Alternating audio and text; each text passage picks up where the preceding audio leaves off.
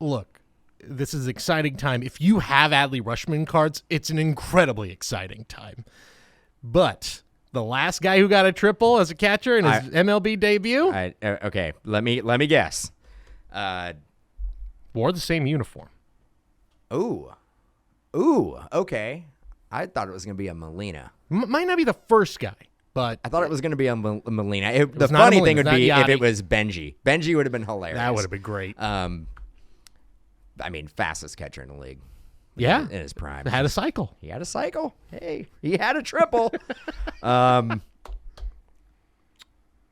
man, I know who you're. Yep. It was another guy who was a number one prospect. Yes. Almost 10 years ago. Almost exactly 10 years ago when Adley came on the scene in the prospect world.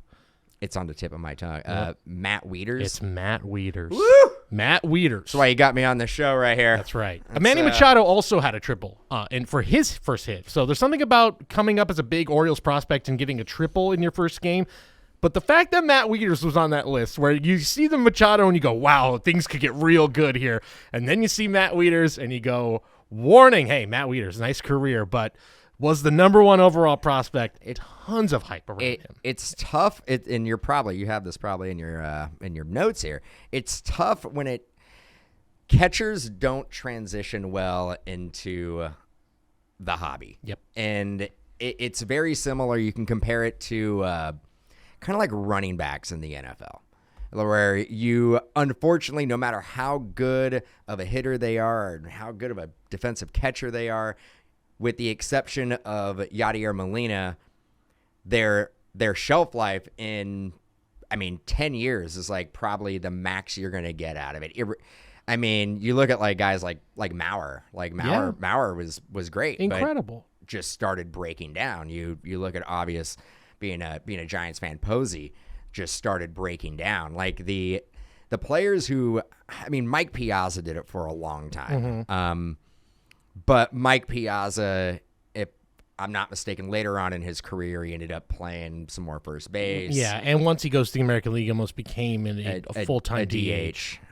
You're just try to think about catchers that have done it in the NL for an extended period of time. I know Rutschman is AL, but it seems like AL, they don't want to have their DH also be their catcher. Right. It's like they view it to be a position that is going to have to produce substantial power numbers. Yeah. Now, this could be an interesting thing down the road, and we're going to look at some of these former top prospect catchers and how they fared in the hobby throughout their careers. Look at some guys who made it, obviously, some who didn't. I mentioned him, Matt Wieters. There was so much hype around him, but you mentioned the thing about the DH, that this could be something that works in Adley's favor now that DH is universal, that career could become extended. I know that's a long way away for a guy who just got called up, but I think it's worth mentioning. I should mention, before we do have this discussion about where these guys are selling, what's the market for catchers, on April 30th, a PSA 10 orange refractor first Bowman auto of Adley Rutschman sold on Golden Auctions for $18,000. And if you're that person right now who's sitting on Adley, you hear that number, and I know he could have a great career, but the first thought, if you weren't already thinking it, but you have got to think sell right now. Yeah. I agree, and it comes back to the fact that, like, Rutschman, it's going to be a couple years before the Orioles are competitive and going for a division title year in and year out. I think without a doubt with their farm system, that time will come. But when that time does come, is Rutschman going to be the face of the franchise, or is it going to be another guy who's in their system who comes in, and Rutschman's a great player at his position, but is he a year in and year out MVP candidate in the AL? Which is what he has to be to maintain to justify buying that card at $18,000, or it's worth more now because there is that truly uncertainty of what that card can be. Man, I'm selling, and if he plays any other position, I'm probably holding. I actually think $18,000 for that card is a pretty good deal. But I think you can make a quick flip right now, sell into the hype, and turn a substantial profit without having to hold on to that card for years. Yeah, exactly. I think you've got probably. I mean, now is it's going to take a lot to get any bigger than that. But I think you've probably got about a 3 or 4 year window where you can get out with a profit if you bought your Adley card either secondary market early on, or you bought it, you pulled it out of a box of Bowman. I think you have about a 3 or 4 year window, because let's just take a look at some former top prospect catchers. By the way, we won't go into all of these guys, but I thought it's worth mentioning. Here are, since about 2009, catchers who were ranked in the top 10 prospects according to MLB Pipeline. I like it. Buster Posey, obviously, guy who arguably a Hall of Fame career. Gary Sanchez never in there as far Devin as Mesoraco? Not a top 10, but he was up there. Mesoraco was a very highly touted guy for a while. Jesus Montero. Okay. Big time prospect for a while. Okay. In the Yankee system, goes to Seattle, never really put it together. Travis d'Arnaud. Nice career. Good career with Atlanta's World Series champion. That is surprising. He was when he I was remember with the Mets. Mets. Yeah, I get that, but okay. He also bounced around. I think he got drafted by the Phillies, was in the Roy Halladay deal, then is in the R.A. Dickey deal when Blue Jays flipped him over to New York, and then now has found a nice spot in Atlanta. Speaking of New York, Francisco Alvarez, now the new hot prospect catcher for the Mets. He's now, I believe, a top 5, top 10. He's at least top 10 prospect right now for the Mets. Joe Mauer, of course, was the number 1 overall prospect, won an MVP, possible Hall of Famer. Matt Wieters, as I mentioned, and one of the newest additions to the list, just updated today, number 4 prospect in all of baseball, according to MLB.com Pipeline, Gabriel Moreno. Of the Toronto Blue Jays. Okay. He's just shot through the system. Okay. Now, Alvarez and Moreno, I'll just throw out some recent sales for them, and then we can compare it to some of these Hall of Fame or borderline Hall of Fame guys. Alvarez, a 2020 Bowman Chrome Orange Shimmer, first Bowman Chrome Orange Shimmer Auto. PSA 10 sold on April 6th for $4.1 thousand. Gabriel Moreno, a raw red number to 5 first Bowman Auto, sold for $8,000 or about $8,500. Yeah, I mean, that's red. It's red. That's red. Number to 5. That is I know, I mean, was that a red regular or red shimmer? Red. Just says red. It's a Bowman Chrome red. Bowman Chrome yeah. red. So probably the substantial. Probably the regular red, because they also have like the red shimmer. Yes, not a red shimmer. The red shimmer, they don't sell for as much as what I call your daddy's red. Exactly. Red regular. Right. But reds, man, I mean, there's only one card that you can get that's going to be worth more than a red, and reds are tough to pull. Yeah. I mean, we open up a lot of Bowman, and I would say in every Bowman release, it be Bowman Draft or Bowman Flagship or Bowman Chrome, we only pull a handful of reds out of every release, maybe 1 or 2. They're tough. So it's a special card for sure. For sure. Now let's compare that to some of those guys we mentioned. Buster Posey, 2010 Topps Chrome Refractor BGS 9.5. It ain't a red, but again, this guy probably, in my book, this guy's a Hall of Famer. Sold on February 20th for $4,000. Joe Mauer, 2002 Bowman Chrome Gold Refractor, PSA 10. It has with an auto. Sold on May 23rd for about $5,000. Interesting. Yadier Molina. This is his final season. He's getting a little bit of a boost right now. There's not a ton of his stuff out there, so maybe people holding on to it until maybe Cooperstown comes calling. Yeah, I mean, I think out of those 3, though, Yadier Molina is a first ballot Hall of Famer. It's interesting because you look at the offensive numbers, and there's so few guys now that I think I can't remember actually the last guy who made it into the Hall of Fame as a defense-first player. Because that's what Molina will go in as a defense-first guy. Maybe Ozzie Smith was the last guy? Yeah. I mean, but he definitely, I mean, he hit, though. He put up some pretty good offensive seasons, did it for a really long time. And you can say, as far as defense, in his time, he was the best to do it. Unquestionably. There's no doubt. I mean, not taking any defense away from Posey. Posey was great at like handling a pitching staff, Yes. calling games, understanding situations. But as far as raw ability behind the dish, I don't think I've seen anybody play better than Molina. Yeah. As a defender, nobody really touches him. You're I right. mean, you can't. You got. I mean, just him being behind the plate. Think about how many runs that is prevented from teams trying to steal. You could also, and you know this, like you can make up for a pitcher who is slow in the windup. I mean, just having that type of catcher, that type of weapon behind the plate changes the game. Yeah, it absolutely does. I should mention his 2004 Topps Chrome Red X Factor rookie card. It's a PSA 9, sold on April 9th for about $3,600. So, obviously, those other cards I mentioned with Alvarez and Moreno, bigger cards than the ones we mentioned. But these are three guys that I think there's a case to be made. And if I had a ballot, I'd be putting Posey, Mauer, and Molina all in the Hall of Fame. And I guess to me, what the argument I'm trying to make is that is your ceiling, essentially. Yeah. Is about $4,000 to $5,000 for three guys who are probably Hall of Famers by a lot of metrics. And again, so if you hear that 18,000 of Adley, and I know he could have a great career, and I know the market is different too.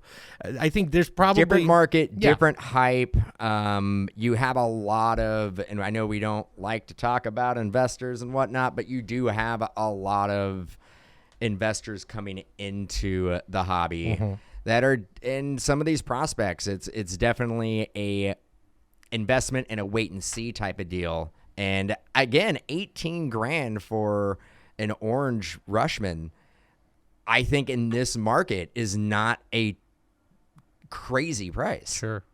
Yeah, it might not be. And you, I mean, I remember when Posey was coming up and some of his like Bowman, it'd be like $900 and you'd be like, this is crazy. Right. This is crazy for a prospect, but it's a different time. Yeah. You look at like what different position again, but you look at what some of these, look at the first Trouts, and they kind of set the bar for like the crazy insanity that the prices can get up to. I mean, we're talking $1 million, millions of dollars, multi-million, who knows? But you have Acuna, and you've seen like Franco, and you've seen Soto, and you've seen Tatis. Right.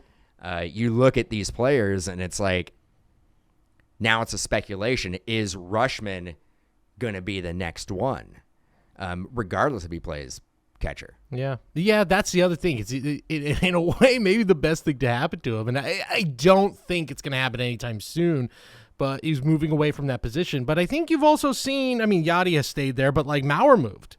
And his career never really, like they were hoping maybe it was going to give him a little like boost in his career to kind of get it back into gear. I think he had already put too many miles behind the dish. I mean, that's the thing. Like, that is a tough position. And I mean, you go back to like 70s, 80s, and 90s, that position didn't need to be an offensive position. No. And the one guy who was a huge offensive factor, Johnny Bench, moved away from the position in his early 30s. I mean, even you go through even the 90s, it's basically Piazza, and then there was a handful of other players here and there that would be decent offensively, but never the best offensive player on their team. Right. So it hasn't been until recently where it feels like through the first to the ninth in the lineup, like it's offense first. You need to be able to perform offensively to be a Major League Baseball player. Yeah. And I think the days of like seeing a player be solely coming up and being 100% a defensive player and being considered a Hall of Famer. Again, Yadier Molina has put up some pretty good, substantial. He's racked up a lot of numbers. Offensive, offensive stats. He isn't a guy who you would look at his stats and go, man, that guy like was a liability in the lineup. He was fine. Yeah, no, he's good. Yeah. He's good. Yeah. Never going to be a guy who is going to hit like 50 homers. And I think that actually like translates into the hobby. I think the issue why a lot of these catchers don't get as much love is that they're not like the Aaron Judge and the Cunha and the Sotos where they're hitting 450-foot bombs on a regular basis, and we're seeing it on MLB Network over and over and over. And at the end of the year, they've hit 40, 50 home runs, and you're just like, yeah, it was a pretty good season. Yeah. Yeah, you're right. It's even at the peak of these guys' seasons. I mean, Mauer had that one year where he hit, like, I think close to 30, if not 30 home runs, and it was massive. Posey, I think 25, 24 home runs was the peak of his career. But something just kind of popped in my head. And again, we're talking about how the market is so different. And I think there's this feeling that I came into recording this today thinking catchers just don't have that longevity, but not just in the game, but in the hobby, because they're just going to wear out a little bit, and we're going to move on to the new flavor like we always do. But the thing that I guess I'm not taking into account is like, what if Buster Posey, let's say Buster Posey debuted last year and had the same type of rookie season that he had in 2010. That now my brain is having to readjust to like the market is so different. And, of course, they won a World Series and all that. So if that exact scenario happened again where a rookie catcher comes up, I mean, let's go crazy. Let's say Adley Rutschman brings the Orioles back to a shocking World Series victory this year, a la Buster Posey. Yep. Now that is a scenario where his value will just go through the roof and won't come down for quite a while. So maybe that's where I have to just kind of readjust my thoughts of like, how would the hobby approach these guys if it happened now? A lot of stars have to align for that to happen. Sure, of course. It's a crazy, granted, crazy when Posey came up, the Giants were a good team. Yes. I wouldn't say a great team, but they were a little bit above 500 team, where I think it goes without saying. I mean, the Orioles are competitive, but they're 2 to 3 years away. Yeah, they're not. At no point is it going to be like, man, they're creeping up. They're creeping up in the. So maybe the comp is a guy like Francisco Alvarez of the Mets. Like if he gets called up next year, and he has a great year, like very similar to Posey's, and they win a World Series. Yeah, and it's New York. And New York. And so that market definitely does change the speculation market, because people are more inclined to want to speculate on a large market like New York, and it would kind of balance out the fact that it's a catcher. Yeah. So it being New York catcher, you'd be like, I'll still take a chance on it because the fact that he's a catcher, him playing in New York is probably going to be a wash. Yeah, exactly. And you could really say maybe not New York, but the same for Moreno in Toronto, who he's pretty close, and that's another team that doesn't really have a log jam at catcher right now. They're a very good, very young, talented team that is probably going to be competitive for the next, if things go right, the next 3 to 4 years. So maybe the times are changing for catchers. I mean, I also do believe it. If you go back to like Soto and Acuna, they came up on a team and made a difference on good teams. Yeah. I mean, Soto, when he got called up, they ended up winning a World Series. Yeah. Acuna, when he got called up, the Braves were good. Yeah. So I think you play into the hype, but also the team, for the prospect to really take over the hobby from a monetary standpoint and an investment standpoint, the team almost needs to be good. Yeah. And that's why I look at like the Blue Jays, because the Blue Jays, any one of their good prospects comes up, you can see a substantial spike because the playoffs happen, and you get like a walk-off homer from a rookie, you see an instant spike in their value of their cards. Yeah, exactly. I think it's a big reason why I think the hobby really was attracted to Yordan Alvarez initially. Had a big postseason, had a huge postseason last year. Toronto, you're going to see that. So I think regardless of the position at this point, I think that's really I think you're right. That's the main. That is a big factor. Is just can your team, not only are you going to be a star prospect, but can your team also? Back it up I as think well. you're seeing it now, even with Bobby Witt. Bobby Witt made his debut, hitting home runs here and there, but he's playing for Kansas City. Yeah. Kansas City is in a rebuild. Probably not going to be a real competitive team come after the All-Star break. Torkelson might be in that same boat. Torkelson might be in that same boat as well. These are all teams, though, that in 2 to 3 years, they've done amazing work in the draft and international signings, and these teams are building their franchise like the Astros did, 10 years ago, where you see a lot of parallels in like how the Tigers are drafting and how the Orioles are drafting. The Blue Jays are one of those teams that they're in it right now. They're showing you what can happen, what the potential is. They are in the absolute, this is the apex of what they're trying to build. And they got to be one of the favorites to win it all. Yeah, absolutely. I mean, they need to get things going a little bit, but I think they're definitely, to me, they were my pick for the World Series. Yeah. So I like that team a lot. So let's just end it right here. If you are looking to where are we with Adley Rutschman at this moment in time? Does it get any better? I did see some PSA 10 chrome first Bowman base autos going for about, I would say, in the 1,500 to 2,500 range right now. So where are we at? It's a risk right now. And again, I know I said that at 18 grand for that Bowman, that orange Bowman is a good deal. The issue is that card can go down substantially if Rutschman comes up, and it happens all the time with top prospects. We have been seeing with Joey Bart. It's happened with Joey Bart. It's happened with Mike Trout. It's happened. It's not crazy for a player to come up, have a couple good games, go on an extremely cold streak, and get sent down. Get more at bats in the minor leagues. Yeah. It happened to Trout. Trout came back up and he started performing.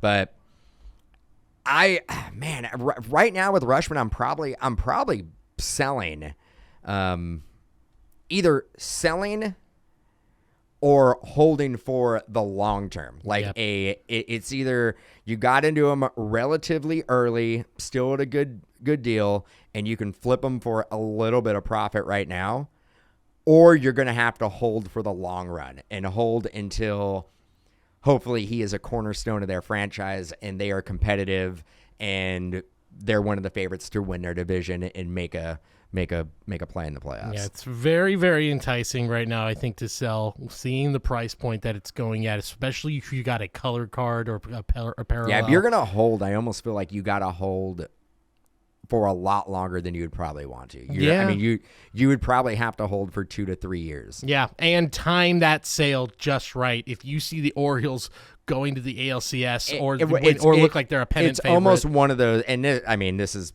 hypothetical, but if I had a substantial Rutschman collection, I'd probably hold it. I would probably wait until they had a season where he was an all-star and they were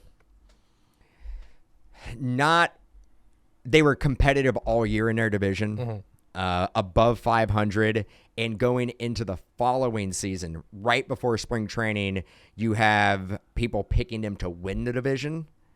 That's when I'd probably get rid of everything leading up to that season. Yeah. Where you would basically capitalize on people speculating that not only do they have a chance to win a World Series, but he is probably going to be the catalyst to that team. Yeah, a possible MVP candidate for the team. And that's when I would probably get out. Yeah.